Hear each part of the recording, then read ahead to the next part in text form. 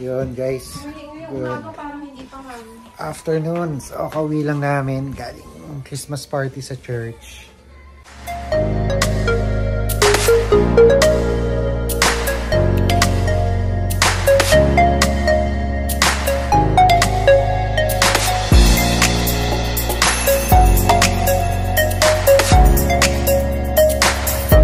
So yun, pagod si Honey, nag-ayos. Hi!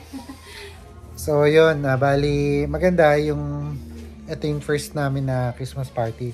Kumbaga, mga Filipino talaga yung mga nag-attend, so nakakatuwa.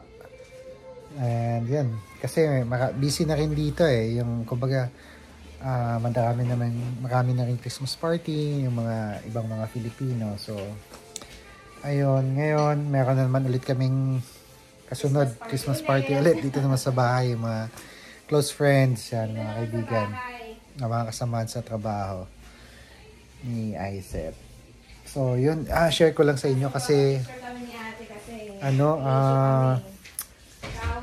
tuwing ganitong season ang daming nagluluto ng ng lechon belly. Pag bumili ka ng lechon belly parang nasa $100 plus. Hindi ko alam kung ilang kg. So nagtry ako na gumawa ng ng pork belly, lechon pork belly. So ayun, pakita ko sa inyo. Tapos katatapos lang pala ng yung ganyan panahon ngayon sa amin. Katatapos lang ng may dumaan na storm kahapon. So sobrang lakas ng hangin. So yan. Dilim, buksan natin yung ilaw. So ayan. Luto na, prepare na tayo. Tapos ito nga pala yung yung lulutuin ko na belly. Ito. So sa YouTube lang, tapos may kakilala ako na naglilitsyon. So yan, okay naman yung pagkakatali ko. First time ako nagganito. So tapos sabi niya para maging red, maging parang masarap tingnan yung red or maroon, lalagay daw ng i-wrap daw ng toyo. Tapos so kailangan yun tanggalin ng open daw sa open air. Tapos pagkalagay ko ng toyo, babalutin ko sa foil ng 1.5 hour. Tapos tatanggalin, tapos another 1.5 hour. So yun, tingnan natin kung magiging successful. So ito, nasa 2 kg to 2 kg itong pork belly na to. So ang laman niya, nirap ko siya ng salt, pepper, tapos onion, spring onion, tsaka lemongrass. So yan, ito yung bahay. So ayan, first time dito magse-celebrate ng Christmas. Last year walang dito. So itong table na to tatanggalin namin yan. Para lang dito kami nagpe-prepare. So ayan na sila. So saan natin yung Christmas light. Yan. Buksan natin na yan. Ayan mga regalo, pang price. Sobrang lamig na ngayon. Buti wala pang snow. Sabay. So ayan. Uy, nalaglag.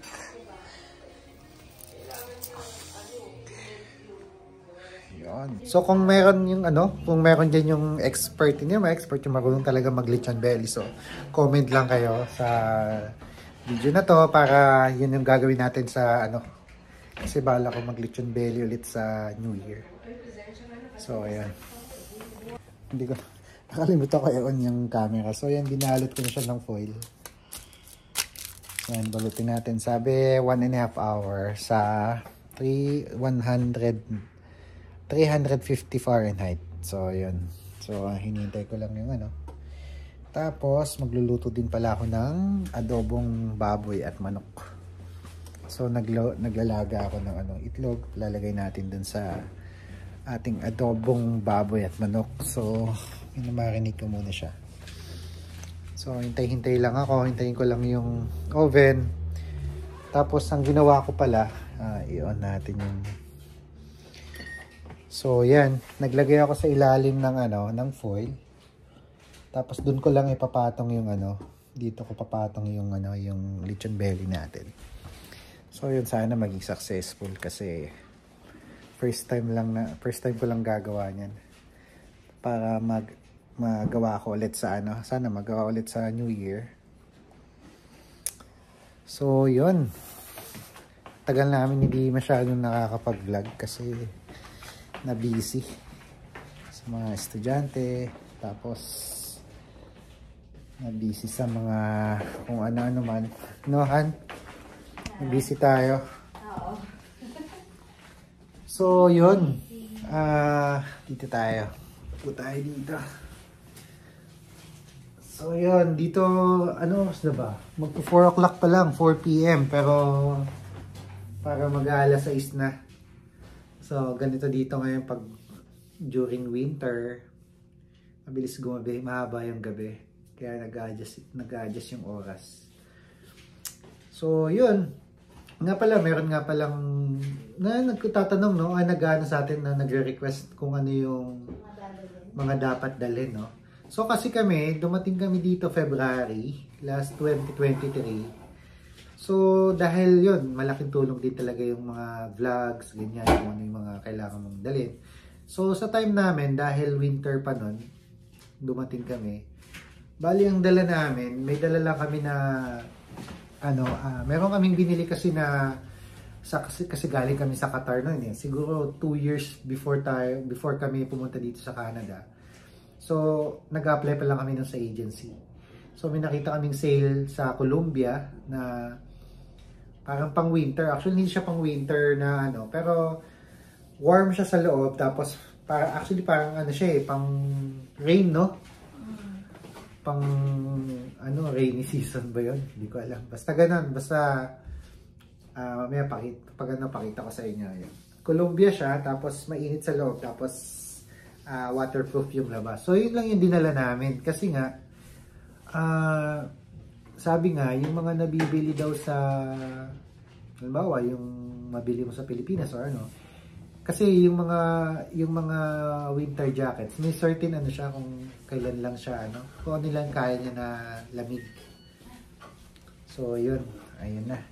Sige, tuloy ko. Isalang ko lang yung ating belly. Yan, si Karen. Karen! Pupunta kay Aiza. Si Karen pala. Karen, baka may gusto kong i-shoutout. Vlog ba yan? Oo, sa vlog to. Saan ka taga sa La Union? La Union. Yeah. Hi ka sa mga mo. Sa parents mo. Alam ko yung parang kinakausap. Kala mo nagsasalita lang sa sarili. So, yan si Karen, taga La Union. So, yun. Lagay na natin yung jelly natin. Sige. Tanggalin natin itong ayan. So, sabi, 1.5 hours. So, nag-alarm ang ating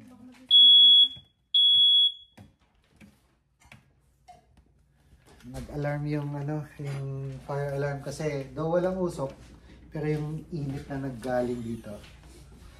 So, naramdaman niya. So, magta-timer tayo ng 1.5 hour.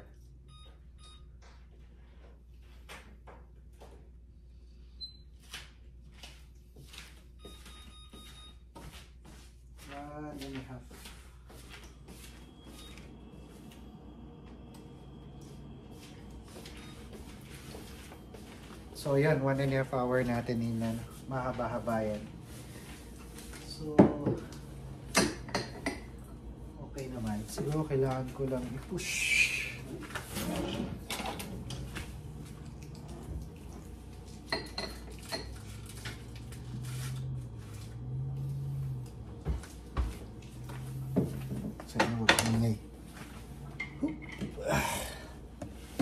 So, ayan. Ready na siya. Nasa na siya. Ayun na. So, ayan. Habang naghihintay tayo, balik tayo dun sa pinag-uusapan natin. So, yun. Yun, nandinala na lang namin. Yun, yung meron kami tig-isang ganon na Parang semi, siguro masabi kong semi winter jacket yan. Okay din naman kasi nung tinry ko yun, dito, nung nag-time na pagdating namin dito, okay din naman. Ang importante may gloves ka talaga. Yung gloves yun, tingin ko magiging okay din naman yung mga nabibili sa Pilipinas na gloves na ano. Importante meron ka talagang protection sa kamay mo kasi pag nag-minus 15, tapos may hangin, sobrang masakit sa kamay. Tapos, saan tayo bumili ng thermal nun? Sa Decathlon, tsaka sa Uniqlo. Yun, kasi galing nga kaming Qatar. So, kasi ako, nag-work na ako sa Qatar dun sa So, sa shop namin, meron shop na Decathlon. Doon na kami, bago ako umalis, bumili kami doon. Doon ko binili yung gloves ko, yung mga thermal suit ba yun? Yun, yung sa legs, pang legs, bumili kami yung para sa amin, sa mga bata. Kasi nga syempre, hindi freestyle lang namin sa malamig na lugar eh. So, yun yung mga binili namin. Tapos sa Pilipinas naman, doon kami bumili sa Uniqlo. Bumili kami isang thermal din yan. So, mahal. So, parang 1,500, no? Isa. So, yun, bumili kami isa dahil nga mahal. So, yun lang. Actually, yun lang yung dinala namin. Tapos, kasi nga yung napapanood namin na vlog na yun nga, mas maganda kung dito ka na lang bibili. Tsaka, iwas bagahe na din. Yung kung bibili ka dyan ng madaming mga winter clothes, parang winter jacket or pants, bulky lang. So, dala lang kayo yung mga darating ng mga simula January, kasi ngayon December 22, wala pang snow eh. Doon malamig na, umaabot na siya ng -1, tapos -2, ganyan. Pero, kaya naman ng kumbaga wala pang snow. So, by January hanggang April siguro yung winter dito. Dito sa lugar namin, sa St. John's, Newfoundland. Tapos, yun lang. Yun lang ang dala namin. Tapos, nung pagdating namin dito na kami bumili ng mga mga winter boots. Tapos, sa akin, yung bumili ko ng yung talaga winter jacket. So, meron kaming bumili kaming mga extra na winter jacket. Tapos yun nga, katulad ng mga previous vlogs namin, bumibili lang kami sa thrift store, sa Value Village, yan. Kasi okay pa naman eh. Basta checkin mo lang kung may sira or So, yun, okay din naman sa amin. Tapos pag may sale, pag ganitong season yan, mga Black Friday, tapos ngayong December 26, may Boxing Day. So, mga sale din yun. So, yun yung mga times na magandang bumili, talagang 70%, 50% off. Tapos, ano pa ba? Nagdala kami ng kasi nga, dahil wala talaga kaming idea kung makakabili kami dito ng mga pagkain na Filipino food. So, nagdala kami nung actually, dahil pagdadala ako mga delata, mga century tuna, mga ganyan. Pero dahil mabigat sa bagahe, so iniwan ko na yun. And, yun, pagdating namin dito, mayroon naman mga Philippine store. Kahit hindi Filipino, Walmart, mayroon din, nagtitinda sila ng mga ganyan. Corned beef, tuna, tapos, ang nagdala ko nun, noodles, cup noodles, kasi nga, syempre, punta ka dito, tapos, hindi mo pa alam kung saan mga malapit na groceries. So, yun, yung mga immediate lang ba, yun dinala namin. Cup noodles, yan. Tapos, yun, mostly mga mga damit lang eh. Tapos nagdala ba tayong comforter nun, Han? So kasi may comforter kami na galing sa Qatar. So magandang klase siya. So actually ang dinala namin, dahil tiga-apat kami, bali tigda-dalawa kaming luggage. So ang dala namin, 6 na maleta, tsaka 2 yung balikbayan box. So puro yun, mga damit yun, tapos syempre yung mga, alam ko may mga pictures kami doon ng mga kasama. Basta yung tipong ayaw namin iwanan sa Pilipinas. So yun yung mga dinala namin. Pero kung yung mga winter clothes, mas maganda, dala lang kayo ng para lang pagdating nyo dito, meron kayong winter clothes, winter jacket, tapos gloves yun. Yung importante sa mga bata, Yan, importante yan kasi sobrang lamig. Pag dumating kayo from January, actually sige, sabihin na natin December, mga last week ng December hanggang February, yan. Dala kayo ng mga jacket, winter jacket. Ngayon naman, pag summer naman, pag yung mga pumatak na ng mga June hanggang October, ganyan, normal lang. Go work naman yung mga normal lang na jackets. Depende siguro, depende sa katawan mo kung maano ka yung katawan mo, matotolerate yung lamig. So, tsaka yun, bili ka ng ng bonnet. Tsaka maganda yung jacket na may hoodie. Di ba? So, yun yung masasuggest namin na mga pwede nyong dalhin. Tapos, syempre, pag dala ka din ng syempre, may mga connecting flights, dala ka din ng magpapalit na kayo ng Canadian dollar sa kaya USD. Para at least meron kayong panggastos-gastos. Kasi kami doon sa nagland kami sa Montreal, so nagutom yung mga bata. So bumili kami ng sandwich. So yun, at least may panggastos. Tapos dito kung walang magsusundo, pwede kayo mag-taxi. Yung mga taxi dito nga pala, pwede kayo gumamit ng credit card. So yun yung kagandahan dito kahit wala kang cash. So bayad ka lang credit card. Tapos yun, pwede na. I mean, hindi mo na kailangan maglabas ng cash. Tapos make sure lang yung mga pupunta dito, yun nga, maraming yung mga naghahanap ng mga bahay sa marketplace. Siguro may ilan-ilan na talagang nanloloko ng kapwa. So ingat-ingat lang din kayo dyan sa mga mga yung bago pa lang dumating dito, bago pumunta dito, tapos naghahanap ng bahay sa marketplace, naghihingi ng down. May iba naman na legit, may iba din naman na, syempre, mas maganda kung may kakilala kayo, makita, makausap yung may-ari. Kung sila talaga yung legit na nag-post nung ads na yon sa bahay, o kaya mga gamit. So, yun lang din yung experience namin. So, yun lang din yung mga ina-advise namin sa mga kakilala namin na bagong dating. So talagang kung winter time, January to dala ka lang ng jacket. Isang piraso lang. Tapos dito ka na bumili ng mga gloves. Medyas, yan mga makakapal na medyas. So yun. Tingnan ko kung meron pa akong maad habang hinihintay natin maluto yung pork belly natin.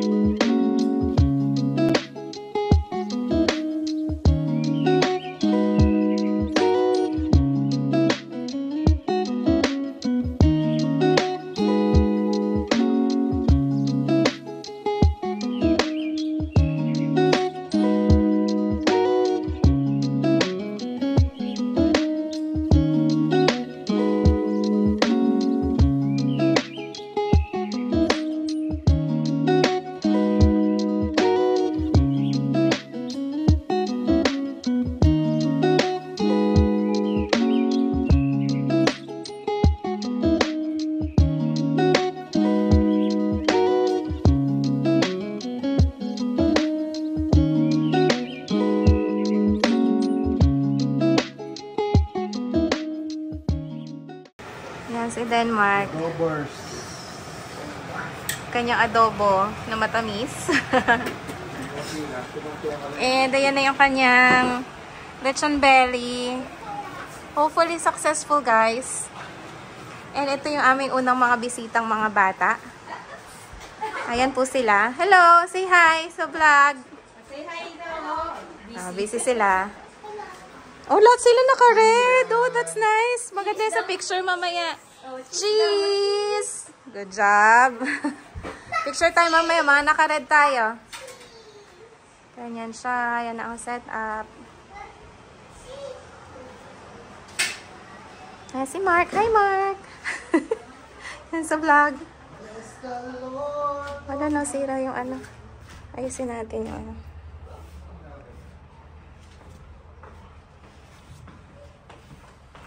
Yan.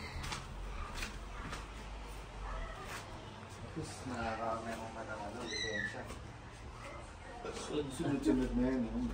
Nakuha mo na yung card. Ay, wala pa lang nga. Sa Food Lord God, sanctified the Food Lord, magiging ang sa aming katawan, Lord God, and I give all the praises.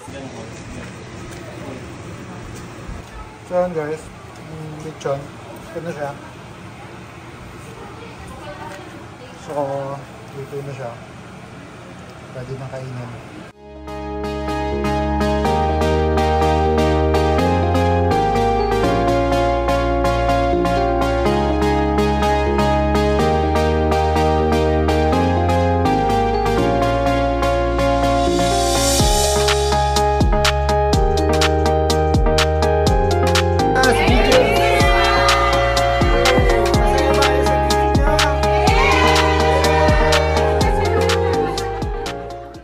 So, yun guys.